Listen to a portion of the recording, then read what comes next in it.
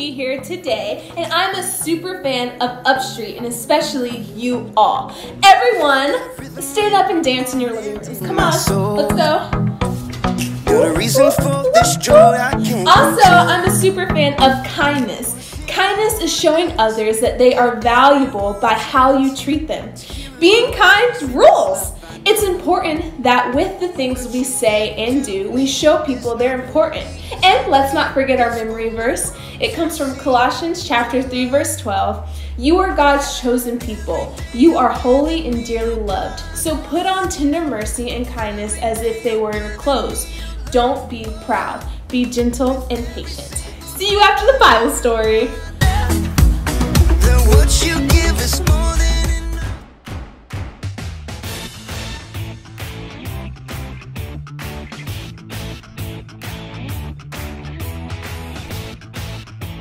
Hey, I'm Haley, and I am just performing one of my many duties as a super fan, and that is sending out fan mail. Special delivery!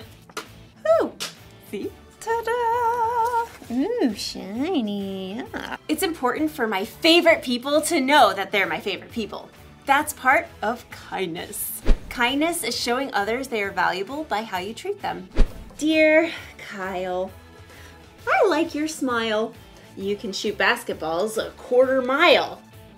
Let someone else rebound every once in a while. Your biggest fan. But don't get me wrong. I'm not just a fan of famous athletes. I'm fans of all kinds of people. Dear Mom, you're the bomb. You're like the coolest.com. You make me want to shake a pom-pom.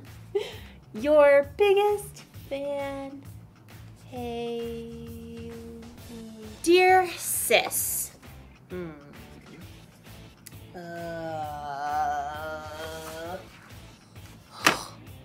Okay. Well, I'll tell you this. The annoying way you chew is something I don't miss.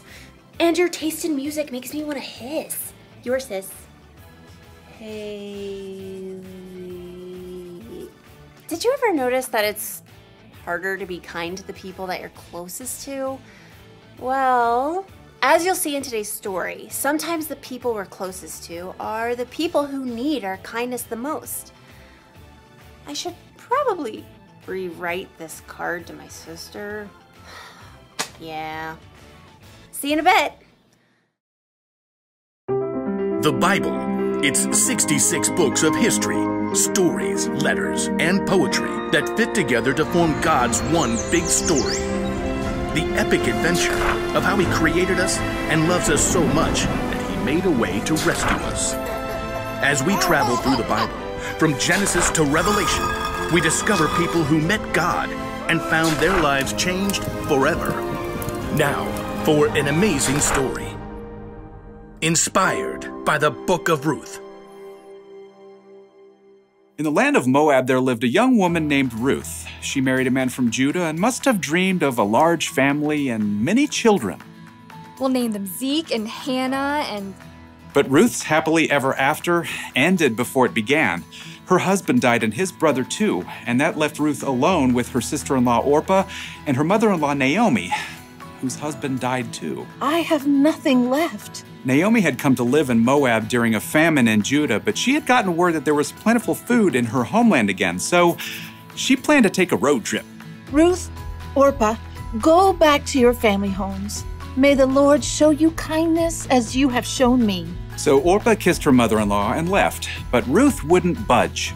I'm going with you. Look, your sister-in-law is going back to her people. Don't urge me to leave you or to turn back from you. Where you go, I will go. Where you stay, I will stay. Your people will be my people, and your God, my God. Well, okay then. Finally, after a long and dusty journey, the two women arrived in Naomi's hometown of Bethlehem. Everywhere along the road, barley rippled in the breeze, golden and ready to harvest. Is that Naomi? She don't look so good.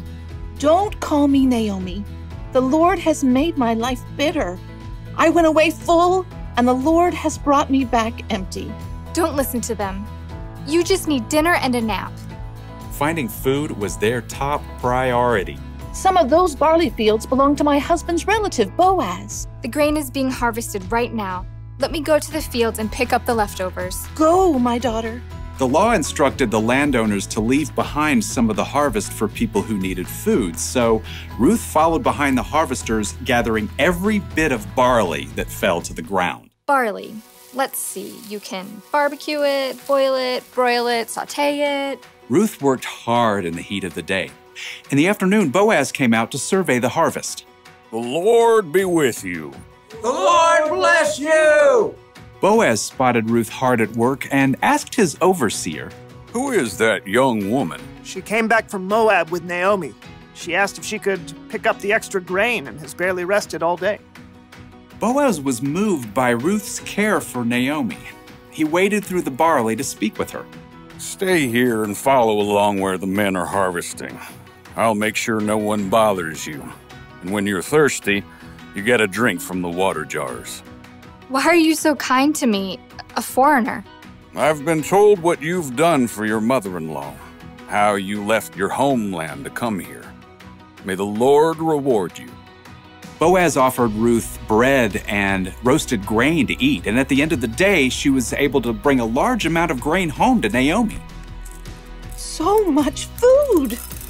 Ruth continued to work in Boaz's fields until the end of the grain harvest, but even then, life would have been very difficult for two women living alone together. So Naomi laid out a plan for Ruth. I will do whatever you say. At the end of the harvest, the workers threshed the grain to separate the edible kernel from the straw. Then they held a big celebration. When the meal was over and the lights burned low, Boaz laid down near the pile of grain to sleep. Ruth arrived and approached Boaz just as Naomi had told her to do. She folded the blanket away from his feet and lay down nearby. Who's there? It's me, Ruth. Please give me your protection since you're responsible for our family. Boaz was surprised, but what Ruth had said was true. The Lord bless you. Don't be afraid. I'll do what you ask. Everyone knows you are wise and kind. Even though Boaz agreed to help Ruth, there was a family member who was closer than Boaz. So in the morning, Boaz set out to meet that man and the town elders to settle the matter. I will buy Naomi's land and also marry Ruth, if you will let me. Well, I sure can't purchase Naomi's land and take care of my own land too. So we're good? Go right ahead. Today, you are all my witnesses that I will buy Naomi's land and marry her daughter-in-law, Ruth. As soon as it could be arranged, Boaz and Ruth were married. Naomi came to live with them, and a short time later, Ruth and Boaz had a new baby boy. His name is Obed. Aren't you the sweetest little thing? So through the kindness of Boaz and Ruth, Naomi had a brand new home and a brand new family too. Everyone could see the difference in her face. Praise be to the Lord. He's given you a new lease on life, Naomi.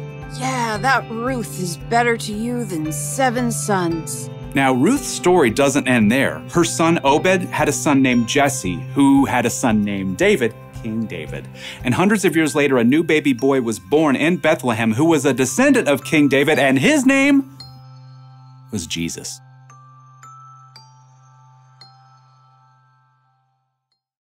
A lot of kindness was being shown in Ruth's story. Boaz was kind to Ruth, Ruth was kind to Naomi, and through them, God was kind to all of us. Did you know Ruth was the several greats later great grandmother of Jesus? Isn't that amazing? I am a huge fan of Ruth. Dear Ruth, here's the truth. I've been a big fan ever since my youth. Your biggest fan, Haley. Kindness matters, especially when it comes to the people we're closest to, like our family and friends. But the people we're closest to are the people who can also get on our nerves, right? So we're not always kind to them. Or sometimes we assume those people know how we feel about them, so we never tell them. But we shouldn't assume. We should tell people when we care about them. Or send them a letter. Special delivery to Ruth! And we should be kind to our friends and family, even when they get on our nerves, because God can use our kindness to do amazing things in their world. So here's the one thing to remember today. Be kind to your family and friends. Don't let your favorite people forget they're your favorite people. Dear sis, listen to this. If I didn't say I love you, it'd be amiss. Come on over sometime and we'll reminisce. Your sis, Haley. Yeah, there. Well, that's a much kinder card to someone who will be my sister for my entire life. Love you, sis. Yay. See you next time.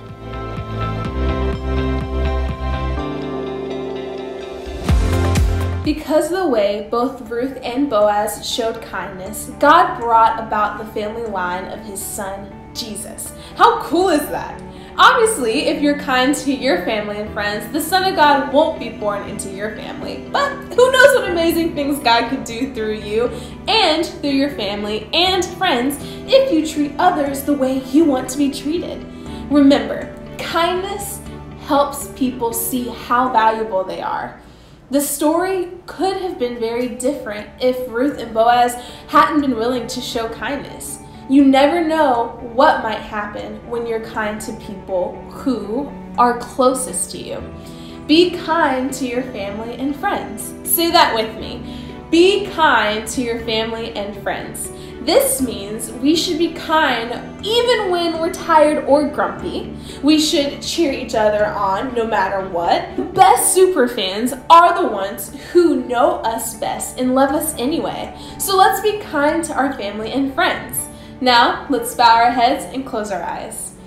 Dear God, thank you for giving us the story of Ruth so we could see how important it is to be kind to the people you've put in our lives. We love our family and our close friends, but it's easy for us to forget to be kind to them.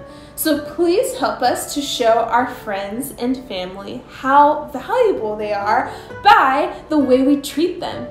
We love you and we ask these things in Jesus' name. Amen. All right, UpStreet, I'll see you tomorrow for the So-and-So Show. Have a great rest of your day. Bye.